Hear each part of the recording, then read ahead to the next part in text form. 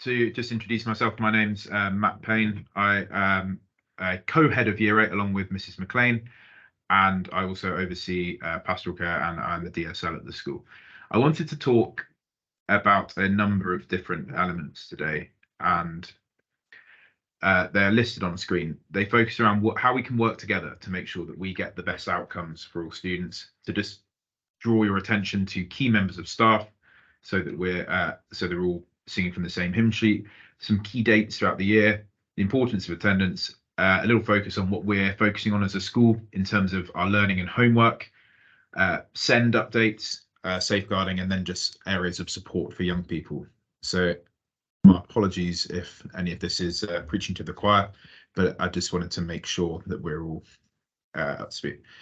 So the first aspect that I wanted to talk to you about is how we can all work together to get the very best outcomes for your young people, which is obviously why you've joined this evening and hopefully why you chose Thomas Fremantle in the first place. There's a whole principle around the triangle of trust that in order for success to happen, we need to have three parties working together: the student, home, and the school. And it's really important that all aspects of this work together to enable to support so that we can get the right outcomes for students. It ensures a huge amount of consistency between home and school, and it also makes sure that everything is student focused, which is hopefully what we do every day. So in terms of our expectations for your young people, the first and foremost, it sounds very straightforward, but coming to school every day, and I will talk in a little while about the importance of attendance, but it makes such a big difference. And there's piles of data which supports this evidence from an evidence perspective. The other areas to consider is the importance of punctuality, not just to being on school on time every day, because that's when we do our tutor time, that's when we do some of our PSHE provision, our assemblies, we celebrate the successes, but also with lessons. We're not a huge site, as you are hopefully aware, and it's vital that we make as much use of our time in school as possible.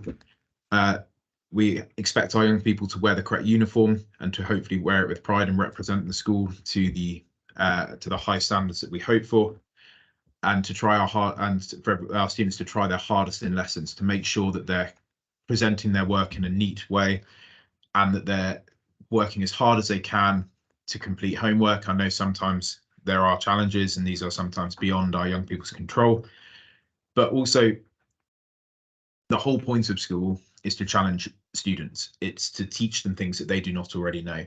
And the biggest thing I think that I see as a teacher is that when students don't say that they're struggling, if they don't ask for help, it then amplifies further problems down the line. And it's okay to get these things wrong. It's okay to not be sure, because if they knew it already, I would be wasting my time in terms of teaching them. And also to share any worries and celebrate and be proud of the successes. So that's what we hope and expect of our students in order to get this right.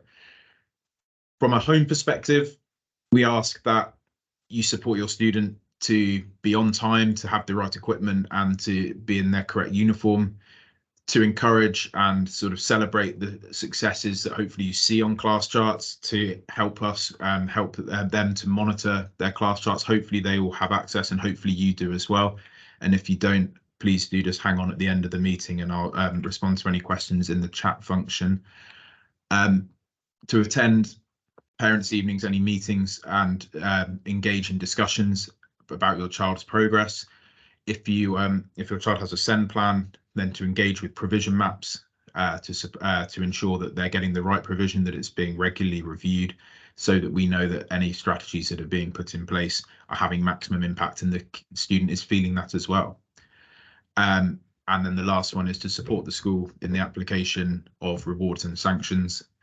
And then us as a school, our biggest priority is we have a new vision of what we want for our young people. We want to make sure that they are resilient and leave school as a resilient young person, that they have integrity, that they aim for success, that they want to challenge themselves every single day. And then the last part of that is that they develop an empathy and they understand that not everyone around them has to have the same beliefs, but it's important that we celebrate and that we are empathetic towards that. To help underpin that and to help achieve that, we will ensure that we provide a learning environment for all students that is stimulating, challenging, safe and caring.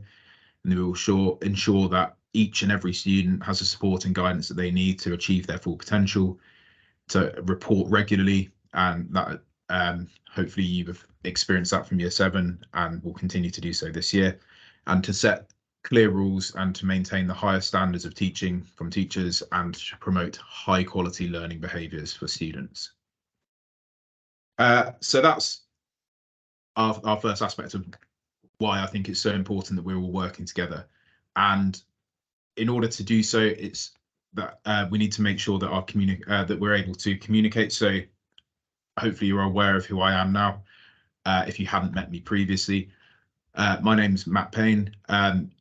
Some of you will have spoken to Mrs. McLean, who is our other co-head of year and works on a Wednesday through to Friday.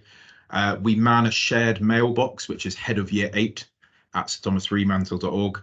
So please could I implore you to use that if you have any questions, and also to CC in the tutor wherever appropriate.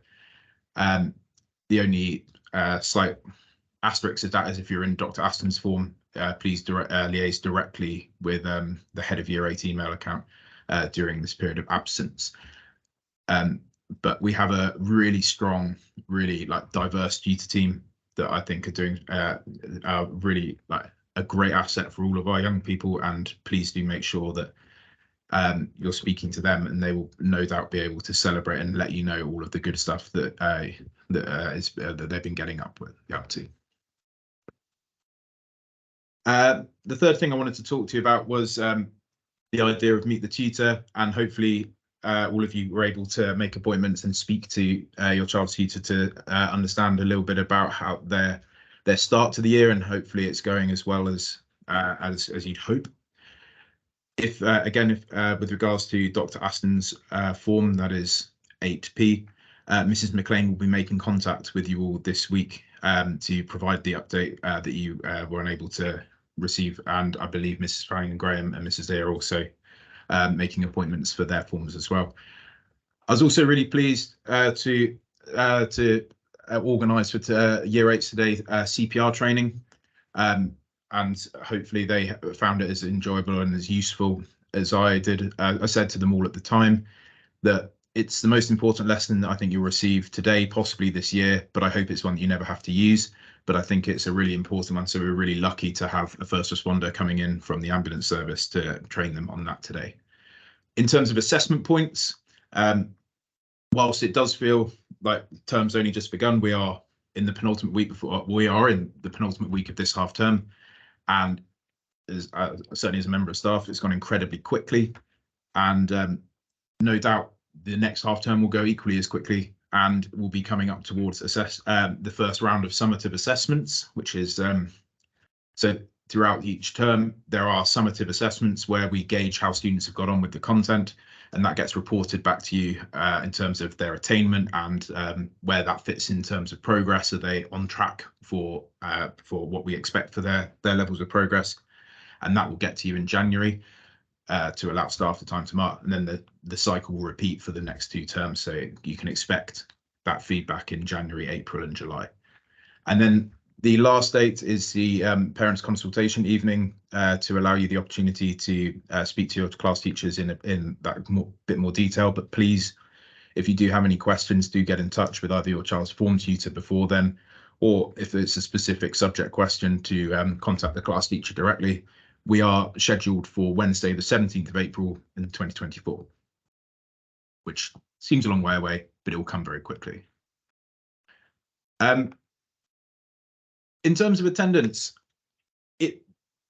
I can't state enough how important that attendance is, and I know that there are valid reasons for why students are unable to attend, and the reason we bring this up and the reason we talk about this is because the most important element of tackling attendance is those days where students are, when you're not quite sure, and we would far rather you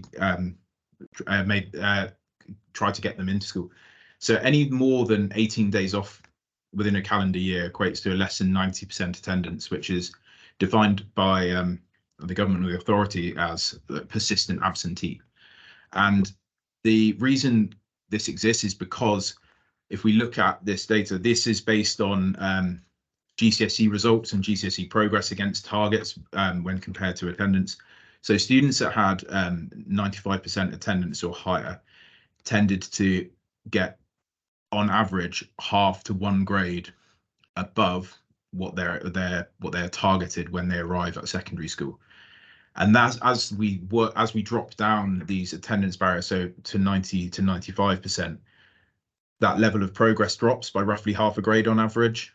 And then when we move even further down, it can actually have a negative effect where when we drop below 80% attendance, students do actually underperform based on their target data. And when we get to that 50%, it's a significant drop off. And I know that makes a huge amount of sense, but I think it's really important that we will understand the importance that even at this stage in year 8, when exams feel 3 years down the line and feel far in advance, they come around very quickly. We have made a few changes in terms of school for this academic year. I hope you are aware of them, and I think for the greatest part we all are, because students have been arriving on time. The school site is open and reception is manned from 8 AM. Tutor time starts at 8:30, and I think that's really important. We use our tutor time each day to focus on our PSHE provision to deliver assemblies, so they're having their first rewards assembly with me tomorrow morning. We also use it to do our house games competitions and to have a real big literacy push where we do something called the Big Read, which is where sort of paired shared reading, which is led by the class teacher.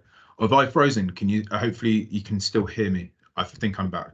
I had a panic moment.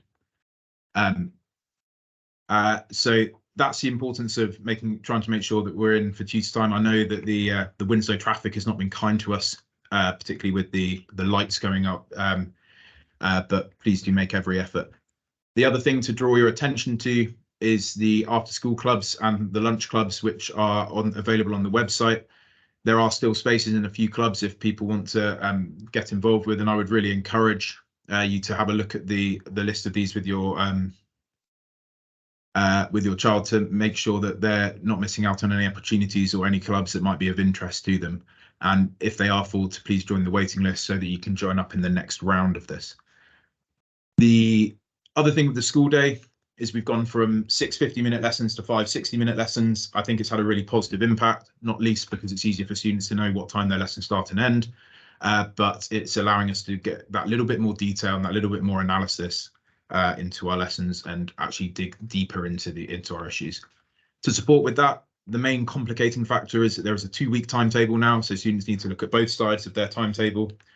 But on the whole, it's fairly consistent between weeks A and B. It's just there are a few tweaks and a few amendments which exist around there. But please don't be surprised, and if you have any questions related to that, please do get in touch with your child's tutor. In terms of us as a school and how we're trying to make sure that all students get the most out of it, we've had a real focus on enhancing staff's the understanding and therefore output of their teaching and learning. So we've had a real big school focus around making sure that teaching and learning is student-centered, that it's a design, and that we're putting an evidence-based practice that has the highest statistical impact on students. And so each lesson starts with a do now activity, which is focused on retrieval practice or focused on activating our prior knowledge. That means that we can then start to contextualize any new knowledge and start to see how it fits in with our understanding.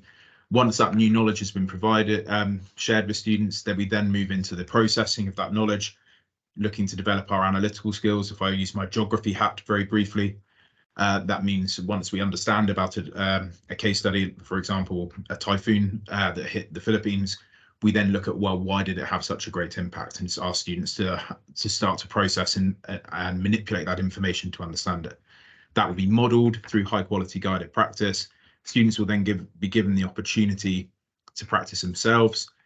and then we'll make sure that they have the chance to reflect and respond to any feedback that's provided, particularly in the formative assessment points, which will have come about in the past few weeks. So that's what we're focusing on as a school. And the other element to support this is just a big push on homework. And I know that it's a divisive topic. I know some students can't stand it and some love getting it done. But it's a really important life skill, and it's a really important element of success. Ultimately, if we just leave what's done in the classroom, it means that the level of progress is far lower. It means that students are waiting sometimes up to 3 to 5 days, sometimes a week, to reactivate that knowledge. And so we use homework to ensure and enable students to consolidate their skills and understanding, to develop routines that'll be like really important in adult life, to develop these positive study skills that will underpin and get and support them through not just their GCSEs, but any further study that they do. And it's our hope that students complete homework, which means that increases in difficulty throughout the year, but is also interesting and allows them to like find out that a little bit more and to do that wider areas of research, but also just to help students understand that their learning is not just limited to 5 hours in a classroom. They have their minds are sponges at the minute, and it's so important that we're reactivating them with building this. So homework for us as a year group is 25 to 35 minutes of learning of homework per 4 hours of teaching, or 4 hours of lessons. So that depends on whether it's like a core subject like maths and English, where they have more subjects in per fortnight than the others. And all homework will be shared via class charts. Hopefully we've had a bit of a play around. We've seen where homework is being set on class charts. There is a parent's guide attached to this presentation, and it can be found on the school website as well. But we've moved away from physical planners. But we do ask that parents are monitoring class charts, because not only does it tell you all the positives and hopefully very few negatives that are happening in your child's education, it's where homework is shared, and it is also like the best place for them to see their timetable, because it's also lived on there, so they can make sure that they're prepared for each and every school day. Exhibit screen. So that wasn't quite as smooth as I thought. Equally, with regards to class charts, please do regularly check, and please do celebrate the positives that exist, and please do support your child to attend any sanctions. We do operate a restorative approach. We do try to make sure that relationships are rebuilt so that mistakes are not repeated. Everyone can make a mistake, but a repeated one is something that we try to avoid. The reason why we do have our rewards and sanctions framework comes from some the most recent Ofsted report of behaviour and national behaviour report, which I spent my summer digesting, which was, I guess, fun for me, but maybe not for everyone. The reason why we take it so seriously is because nationally there is what's called a behaviour crisis within schools. 50% of school teachers surveyed estimated that 6 minutes were lost of their lessons, whilst 12% estimated that 10 minutes of their lesson time was lost each and every lesson. If we use that more extreme end of it, the 10 minutes, that equates to almost an hour of learning per day. And at the lower end, where of 50% of teachers ascertain, that equates to half a lesson per day or 5 lessons per week, which is our worst case scenario. And then we're looking at potentially half to 1 day of learning lost per week due to these low level disruptions. And this is why, as a school, we've really prioritized sweating the small stuff. It's because it's so important that students have access to the best quality education that we can deliver.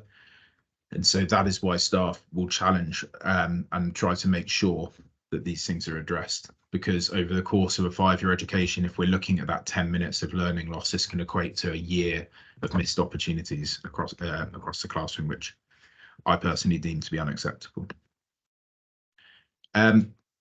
This, in terms of SEND, if any students in all year groups who have an EHCP or on the SEND support register will have a plan that has been produced by Mrs. L and her team. All plans are accessed through provision maps, and the SEND register is a fluid one. So unless a child has an EHCP, they can be moved onto the SEND register or moved off of the SEND register based on their needs and whether this is required. The first few weeks of September were a very busy time in SEND in terms of establishing their interventions based on what they know, and that's all been timetabled now. And this is now finished and now in a place where the first round of interventions are underway, and hopefully over the next half term we will see a positive impact from them.